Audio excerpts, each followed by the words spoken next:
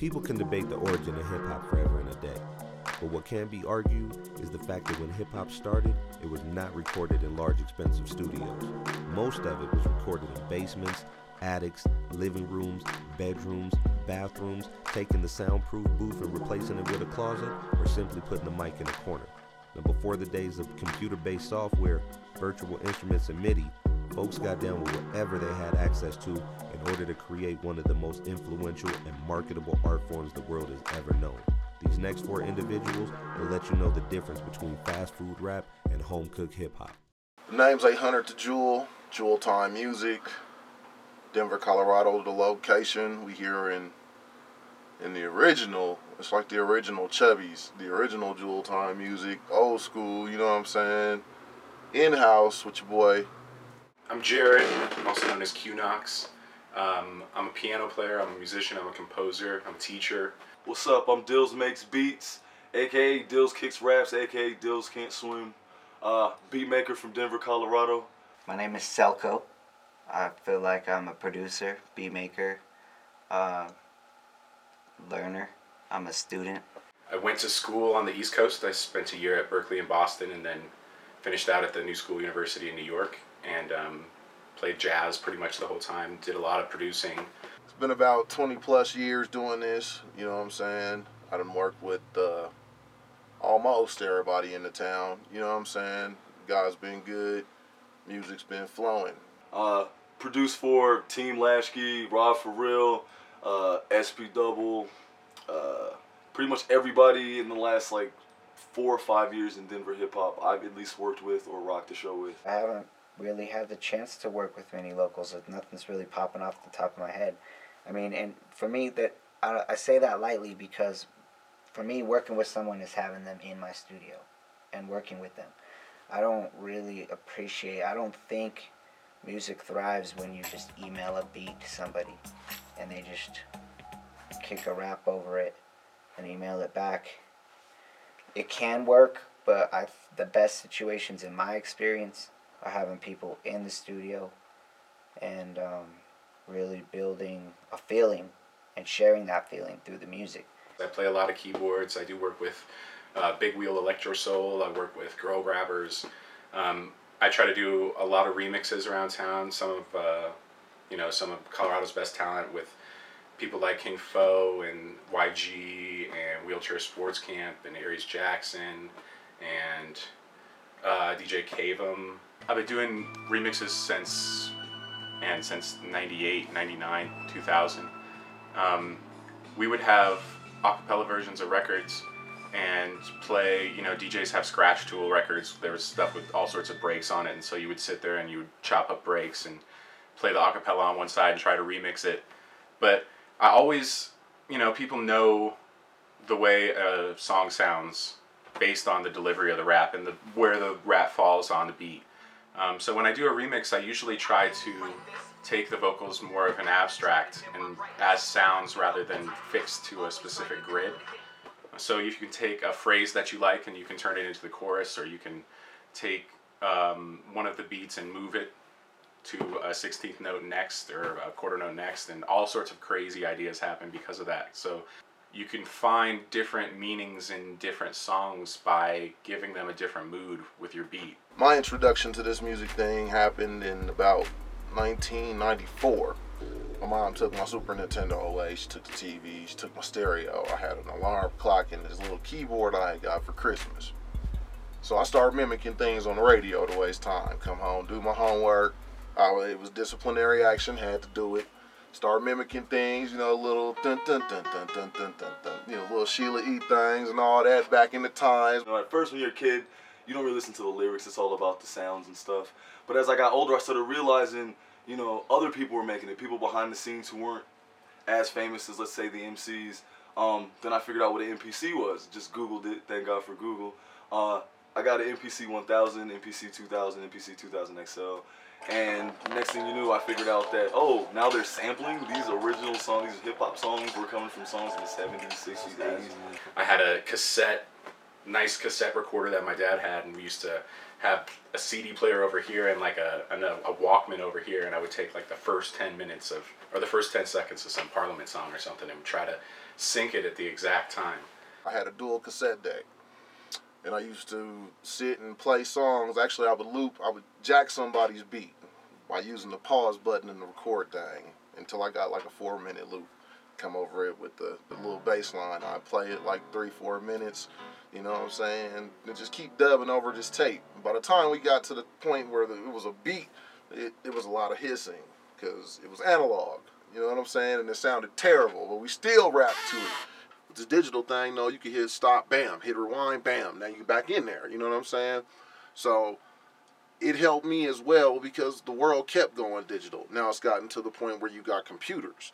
You know what I'm saying? Computers, I mean, anybody can have a studio if you go get the right microphone and a computer, the right computer with the right processor. You can make it sound good if you know what you're doing.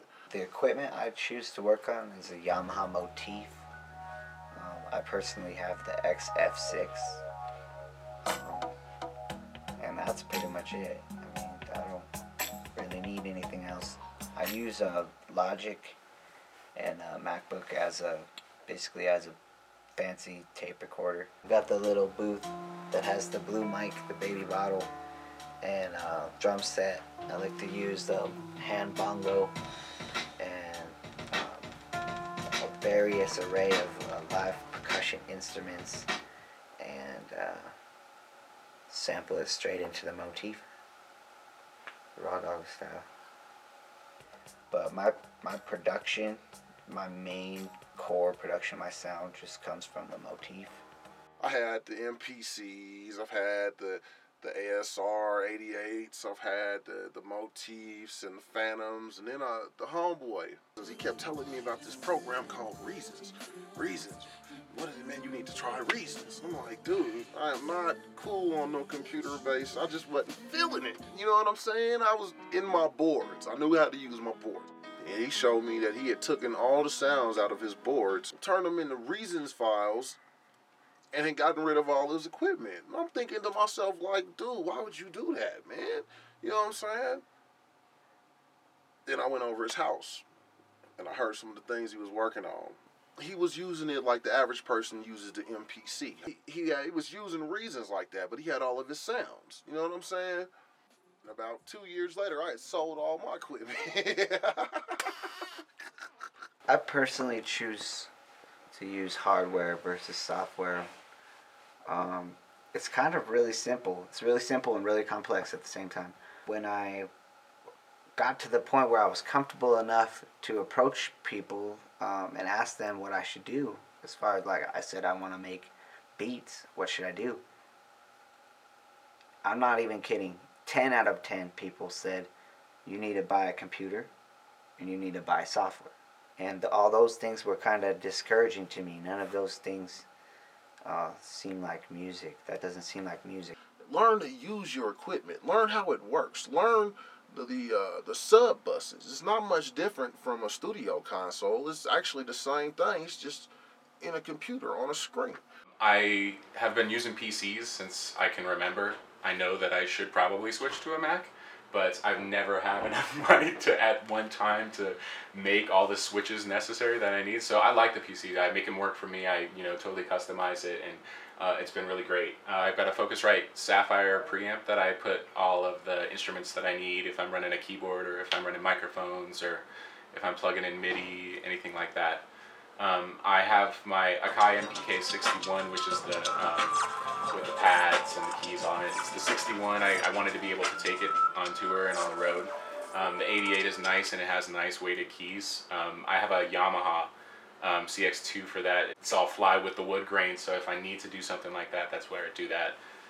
It's mostly MIDI sounds and stuff that I do with the MPK. I think about like musicians that taught themselves how to play guitar and then made it to the top. That's kind of who I want it to be. It's like teach myself how to do something rather than having a machine teach me.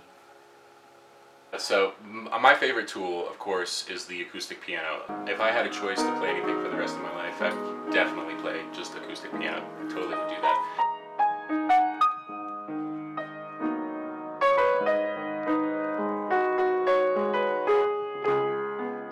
I play bass as well, a lot of electric, not very much acoustic, and yeah, I'm trying to learn the flute.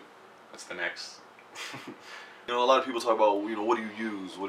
It always comes down to records. Digging is musical history pretty much. Like every time you get in the record store, you were in somebody's basement, or, you know, somebody hands you 45s, 12 inches, you know, you're holding history. It's something you can hold, you know. Records are my life, man. I've been buying jazz records and all sorts of things since I can remember, so records are a big tool of mine too. Pretty much what I do is I go off the cover. If it looks crazy, if it just stands out, I'm gonna pick it up. I might not buy it, but I'll pick it up. I'll flip it over and see who's on it.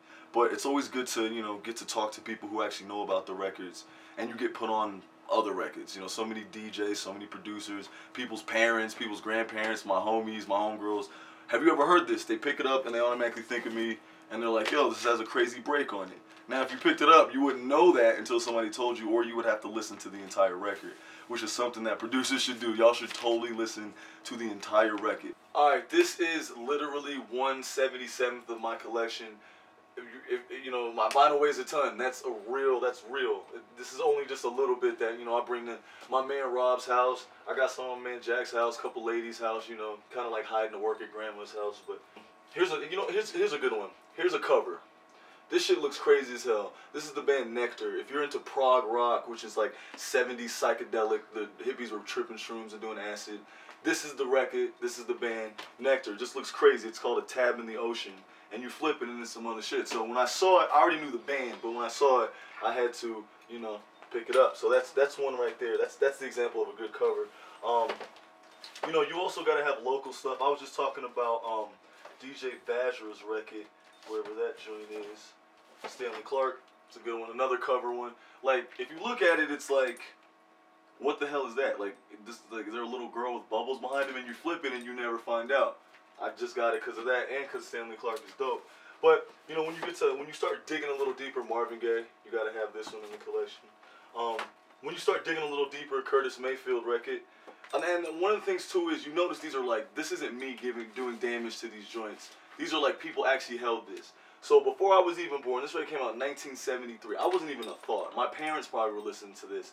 But if you look at it, it's beat the hell up, which means somebody was listening to it. There's no scratches on the record because nobody was doing DJ joints back then. But, you know, it's a pretty good record, and it's old. So if you take that mentality like, okay, I'm going to make a beat, I don't care if 20 years from now, you got to make something that lasts 30 years from now. You know what I'm saying? I also got other things. Oh, here's the DJ Vajra record from Denver, Colorado. I got this, one of my first radio interviews ever. One of the DJs gave this to me. Years later, DJ Vajra became the World DMC Championship, and I see him every once in a while on Sunday, and I always tell him, like, dude, I should just carry this around with me so you can just sign it and I can get it over with. I literally use this record every day. Even if I didn't make beats, or, you know, for some weird reason I could never get my hands on an MP, I don't know when that would happen, I would always still have my records and my turntable. So at the end of the day, I'm really in it because I just want to learn everything I can about music. I'm a nerd, so. My setup was in my parents' basement, just like I know tons of other people's were. I was using my dad's turntable. We had this direct drive.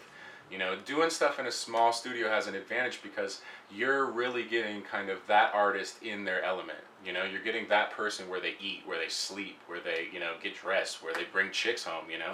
So that place is a sacred place that, like, brings about a special thing in somebody that you don't get if you're in an environment that, you know, is vacuumed by somebody that you don't know every day. You know, it's not the top of the line equipment. You know that it's not the best keyboard you could have or the best computer, or, you know, the fastest, but if it comes out sounding like something that you never expected, or it comes out like this great piece of art, it just makes it better to know that that's something that you created in a space that you created too. So if you find like a friend that has somebody or a microphone, and even if it's just the Radio Shack mic into the microphone jack on some tape player somewhere, then, you know, to have that raspiness is your own quality, and that's something that you can't always. That's something that you can't always duplicate. So, look, get a GJ check one up here. This is how people come to my house. Yo, son, you filming? This is how people come to my house. Yo, let's smoke some weed, son. Yeah, come on in. A brother used to go to the studio once upon a time and pay 55, 65, 75, I mean 125, depending on what you're doing, dollars an hour. you can save that money if you figure if you take you a year to record an album, take that same year, work on your music though, and buy the equipment that you just spent the per hour for. You know, if you go into a major recording studio, I mean, you're gonna see, you know, the Lexicons, you're gonna see the tube preamps, you're gonna see patch bays. Patch bays. Now, you may need patch bays for compressors or to route something, yeah, but I've been in studios before where the engineer is just pulling my chain and my wallet by just patching everything, and every time we stop, he's got to reroute something.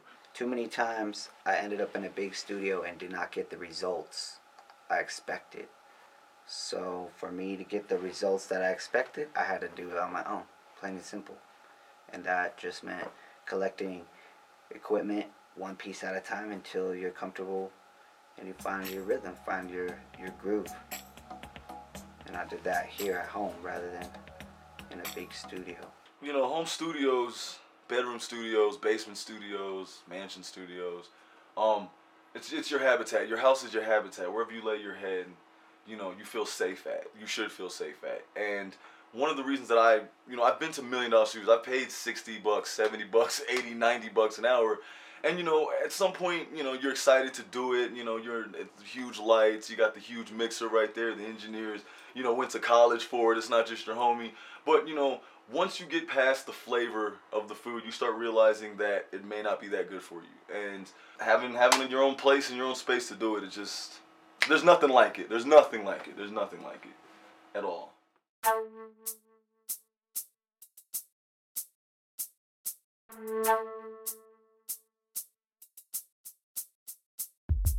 Thank you.